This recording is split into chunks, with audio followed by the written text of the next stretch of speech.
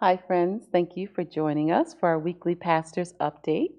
Reverend Celie wrote our letter this week, and it reads: Dear friends, the greatest spiritual traditions of the world all teach us that certain joys and suffering are universal, a part of the human condition shared by all people. I expect that the disease of addiction has affected each and every one of our lives in some way. Whether ourselves, a family member, a friend, or a loved one, we all know someone who has struggled or is struggling with addiction. I am so grateful that our parish runs Grace of God Recovery House, a safe place of healing and positive change for men in early recovery. In opening and operating the house, we are living Jesus' instructions to heal the sicknesses of the world. So I hope you will come and hear our director, Mark Bennett, and graduate of the house, Adam Ziobrowski, speak at our liturgies this weekend, August 6th and 7th. As we move through August, Grace of God's fundraising month, you can find several different ways to support Grace of God listed elsewhere in the bulletin this week.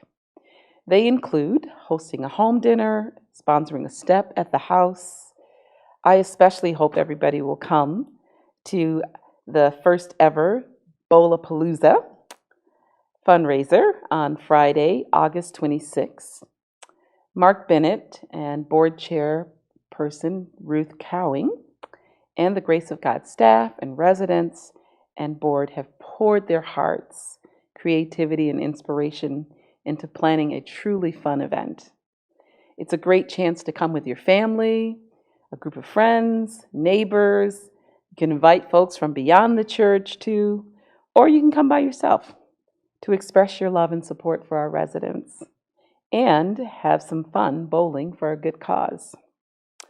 Even if you're not a bowler, I really encourage you to come, as there will be food and games and good folks to be with at one of the Rochester's coolest venues, Radio Social. Registration information can be found on the Grace of God website and on our website. Finally, on August 23rd through the 31st, we'll be offering a novena for and by people in recovery on our church blog. A novena is a beautiful Catholic tradition of praying for a specific intention over a span of 9 days. The writers will include current and past residents of the house. We hope you'll read these reflections and then join in prayer with us. Also, just want to say that several of you expressed concern about an article in last Wednesday's D&C about the Diocese of Rochester's current bankruptcy case around clergy abuse, in which an allegation against Spiritus Christi was mentioned. We have reviewed the relevant court documents, and we have determined that the use of our name was an error. The allegation relates to a time period that really predates the existence of our church by many years, and it is not connected to any of our parish staff, either past or present. We have contacted the paper and the diocese, and an addendum and correction has been made by the newspaper. If you have any concerns or questions, please feel free to reach out to one of our pastors, myself or Father Jim or Reverend Celie.